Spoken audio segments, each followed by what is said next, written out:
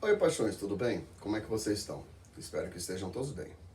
Então, gente, hoje a gente vai fazer uma retrospectiva, certo, de termodinâmica, beleza? Então a gente vai falar tudo que a gente tem que lembrar de termodinâmica, da primeira lei, e de máquinas térmicas, beleza? Certinho?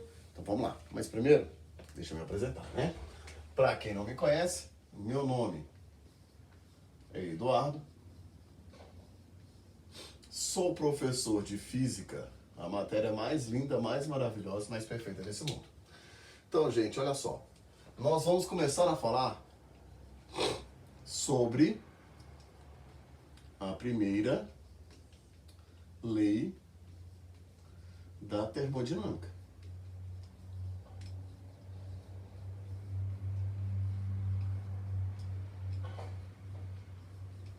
Então, a primeira lei ela vai trabalhar com as 4 transformações gasosas. Lembra lá? Isobárica, mesma pressão. Isovolumétrica, mesmo volume. Isotérmica, mesma temperatura. E a adiabática, que não possui troca de calor com o meio ambiente. Então, da primeira lei, o que a gente tem que lembrar? Primeiro, qual é a primeira lei da termodinâmica? Primeira lei da termodinâmica é ΔU igual a Q menos trabalho. ΔU, variação da energia interna. Lembra que a variação da energia interna é uma função exclusiva da temperatura. Quantidade de calor, absorvida ou perdida, e trabalho. Beleza? Trabalho realizado pelo corpo, ou pelo gás ou sobre o gás. Bacana. Aí olha só, o que eu tenho que lembrar daqui? Eu tenho que lembrar que a variação da energia interna, o ΔU, é igual a 3 meios de N R ΔT, temperatura em Kelvin. Não esquece que a temperatura é em Kelvin. A quantidade de calor. A quantidade de calor vai ser absorvida ou perdida. A gente não vai colocar a fórmula por enquanto, porque a gente raramente vai usar essa fórmula. Só para quem interessar, né? Se ele pedir para calcular alguma coisa, MC, variação de temperatura. Mas raramente você vai ter que calcular isso aqui, tá? Então vou até sublinhar. E o trabalho? O trabalho vai ser a área. Beleza? A área do gráfico de pressão por volume. Beleza, então a primeira lei termodinâmica tem isso. O que a gente tem que lembrar? As 4 transformações. O que acontece nas 4 transformações? Então vamos lá. Se eu for olhar na transformação isobárica.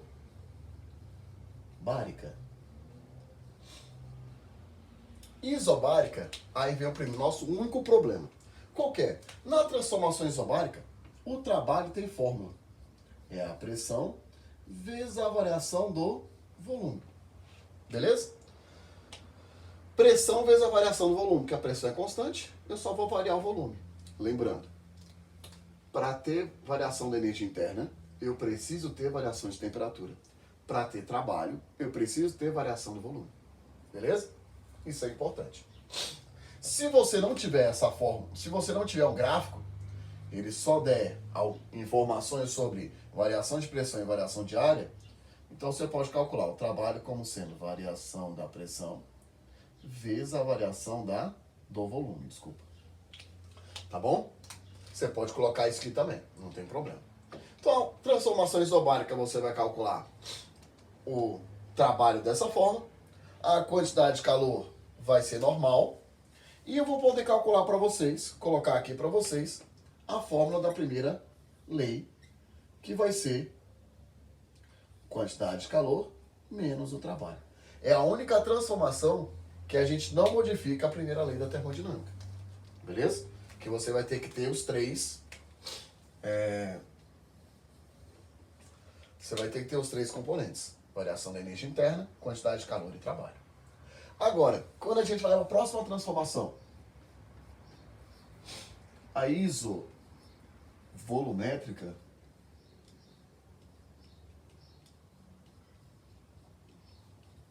isocórica ou isométrica, cuidado aí com os nomes, tá? Nessa transformação, primeira coisa que eu tenho que saber, o trabalho é zero.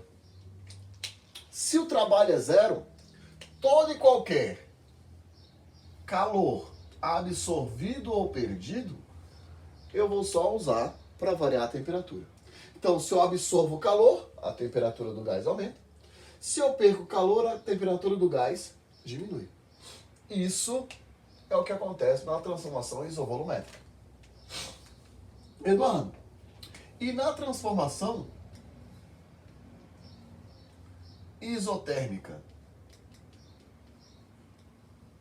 Na transformação isotérmica, como você não muda a temperatura, você tem que a variação da energia interna é zero. Se a variação da energia interna vai ser zero, você vai ter que todo o calor perdido ou absorvido vai ser usado para realizar trabalho. Então, se eu absorvo calor, eu vou aumentar o volume do gás, o trabalho é realizado pelo gás. Beleza? Ele vai ser positivo. Se eu perdi calor, o volume do gás diminui, o trabalho vai ser negativo, o trabalho vai ser realizado sobre o gás. Beleza? Então não esquece.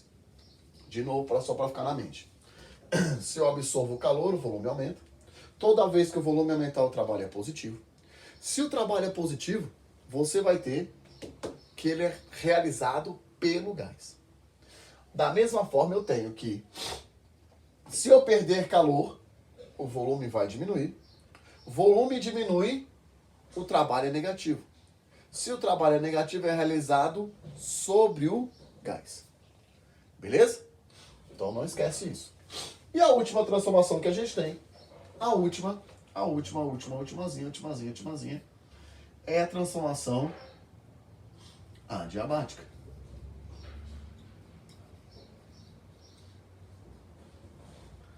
Na transformação adiabática, nós temos o quê? Primeiro, que a quantidade de calor é zero. Se a quantidade de calor é zero, olha só que bonito que acontece. Olha que bonito que acontece. Toda a variação da energia interna é menos o trabalho. Ou seja, se a temperatura do gás aumenta, o volume diminui. Se a temperatura do gás diminui, o volume vai aumentar. São inversamente proporcionais. Beleza? No caso da adiabática. Bacana? Então essas são as 4 transformações e é assim que a primeira lei da termodinâmica vai se comportar em cada uma delas. Beleza? Aí a gente tem o quê? O que mais que eu preciso saber, Eduardo? Eu preciso saber também das transformações cíclicas. Vamos lá.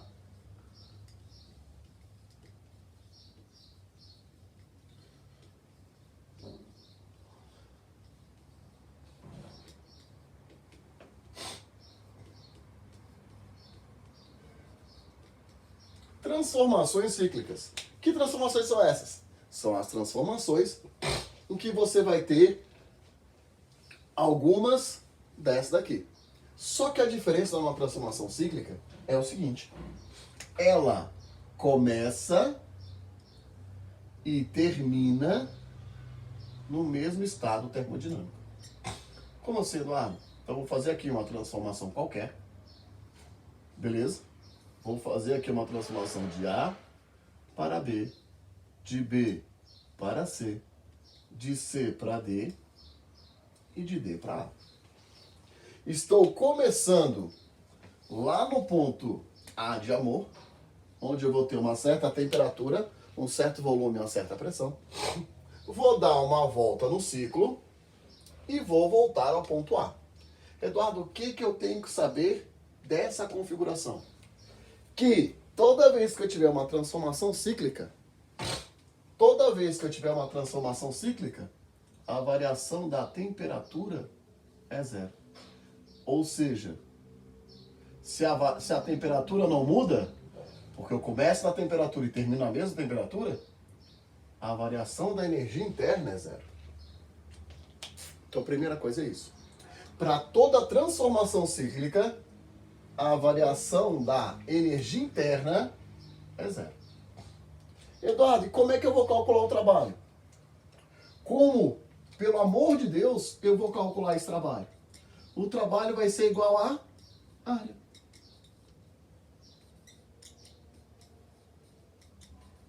Igual a área. Nesse caso é um retângulo. Pode ser um triângulo, pode ser um paralelogramo e assim por diante. Então o trabalho vai ser sempre igual a área. Beleza? Então não esquece. O trabalho termodinâmico, numa transformação cíclica, é sempre igual a área. Tá, Eduardo, você já falou da delta U, já falou do trabalho. E a quantidade de calor? A quantidade de calor vai ser igual ao trabalho. Beleza? Aí eu tenho um macete. Beleza? Se for no sentido... Vou até colocar de outra cor para ficar didático. Rapidinho. Se você rodar aqui na sua transformação cíclica no sentido horário, o que vai acontecer? Você vai transformar calor em trabalho. Se a sua transformação tivesse no sentido anti-horário, você vai transformar trabalho em calor.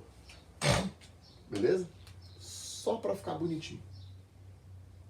E aí, Eduardo, o que mais que eu preciso saber? Feito isso, sabendo das transformações cíclicas, a gente trabalha depois com uma máquina térmica. Eduardo, o que é uma máquina térmica?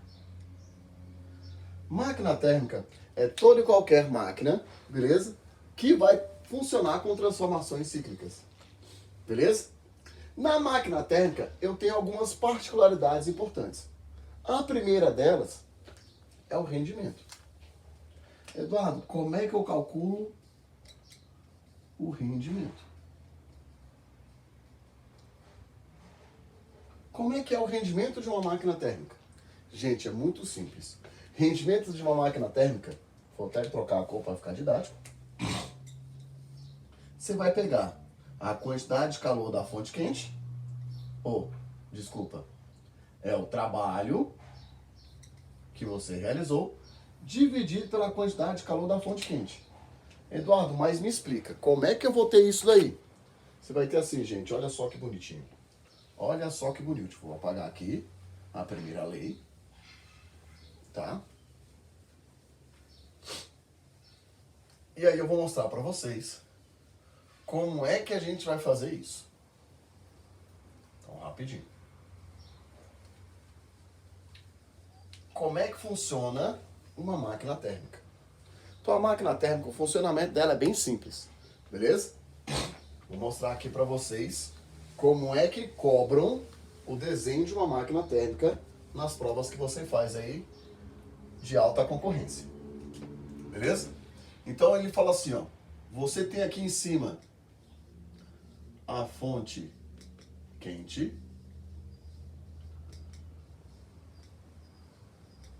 e lá embaixo você tem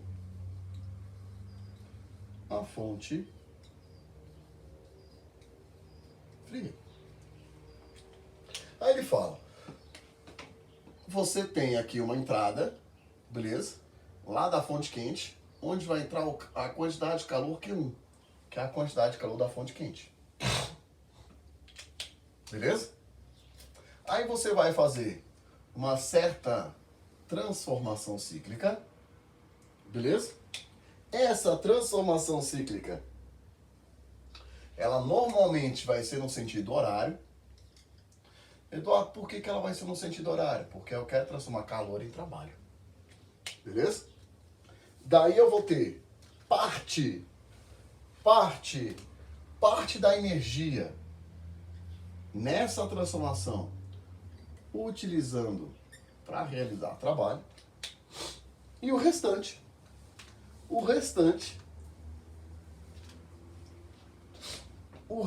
do calor vai ser rejeitado, vou chamar de Q2, vai ser rejeitado para a fonte fria. Por isso que o rendimento da minha máquina térmica É o trabalho, a quanto de energia que eu utilizei, dividido pela energia total. Beleza? É o tanto de energia que eu utilizei, dividido pela energia total. Tá? Certinho? Então não esquece da parte. Essa parte é importante. Eduardo, o que mais que a gente precisa saber? Daqui, eu preciso saber de mais duas coisas para a gente terminar nossa aulinha de hoje. Quais são as coisas a mais que eu preciso saber? Eu preciso saber também da melhor máquina térmica que existe, beleza? E do rendimento dela. Como é que eu calculo o rendimento da melhor máquina térmica que existe? Pô, Eduardo, sério? Sério. Só isso que a gente precisa saber. Tá bom? Então vamos lá. Qual que é a melhor máquina térmica que existe? É a máquina térmica que opera em ciclo de Carnot. Então vamos anotar isso aqui. Então vamos falar sobre o ciclo de Carnot. Ele vai falar o seguinte: o que eu tenho que saber? Essa máquina térmica que opera em ciclo de Carnot, ela vai ter o melhor rendimento possível. O rendimento dela seria 100% se a fonte fria tivesse uma temperatura de 0 Kelvin. Como isso nunca vai existir, né? Nenhuma máquina térmica vai ter um rendimento de 100%. Então só vou colocar aqui, ó, temperatura da fonte quente, T1, temperatura da fonte fria, T2. Beleza? Só pra gente não esquecer, pra ficar bem bonitinho aí, porque daqui a pouco a gente vai ter que trabalhar com ela. O que eu tenho que saber então do ciclo de Carnot?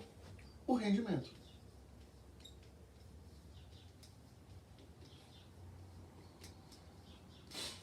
Então, o rendimento de uma máquina térmica que opera em ciclo de Carnot é 1 menos T2 sobre T1.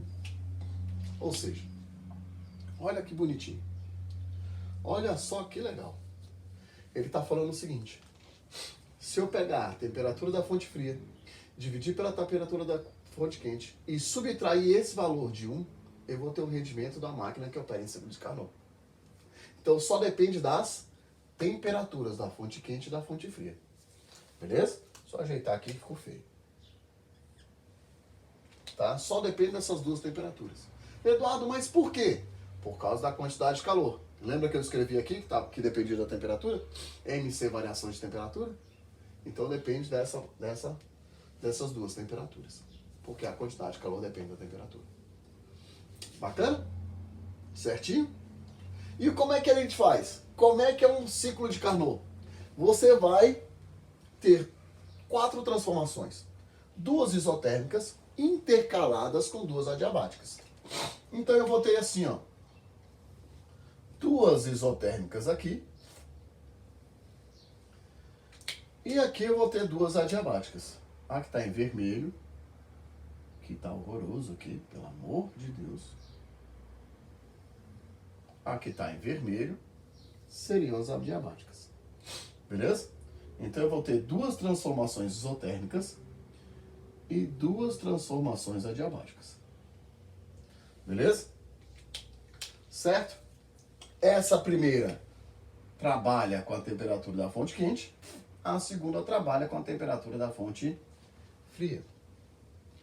Certinho? Então é isso que acontece. Eu vou passar o calor da fonte quente para a fonte fria. Só que parte dessa energia eu vou transformar em trabalho. Bacana? Então o que ele vai pedir normalmente para a gente? Ele vai pedir para a gente calcular qualquer uma das variáveis da primeira lei. Vai pedir para a gente calcular a área, né, o trabalho em uma transformação cíclica. Essa transformação cíclica eu posso utilizar ela como uma máquina térmica, onde eu já tenho trabalho. Se eu já tiver o rendimento, eu calculo a quantidade de calor da fonte quente. Posso calcular também a quantidade de calor da fonte fria. Eduardo, como é que eu faço isso? Como é que eu calculo essa quantidade de calor da fonte fria? Eu vou ter que Q1, quantidade de calor da fonte quente, vai ser igual ao Q2, quantidade de calor da fonte fria, mais o trabalho. Beleza? Ou seja, a gente vai trabalhar a partir de agora, né, em termodinâmica, sempre com conservação da energia. Toda a energia fornecida vai ser ou utilizada para realizar trabalho, ou vai ser desperdiçada para o meio ambiente, ou desprezada para o meio ambiente. Beleza? Sempre conservação de energia. Aí a gente tem que é impossível construir uma máquina térmica com rendimento de 100%, porque o rendimento só seria 100% se essa temperatura 2 fosse 0 Kelvin, beleza? Então não existe máquina térmica com rendimento de 100%, beleza? Então, gente, terminamos por aqui, tá? Nossa revisão rapidinha. Então a gente tem exercício aí do módulo para fazer, então não esqueçam, tá? A gente vai ter alguns exercícios aí para resolver. E sei que vai dar tudo certo, tá certo? Então, que Deus abençoe a todos, né? Foi uma honra estar convosco. Infelizmente, nosso tempo aqui chegou ao fim, mas se Deus quiser, estaremos aqui na próxima aula, tá certo? Tchau, tchau, gente.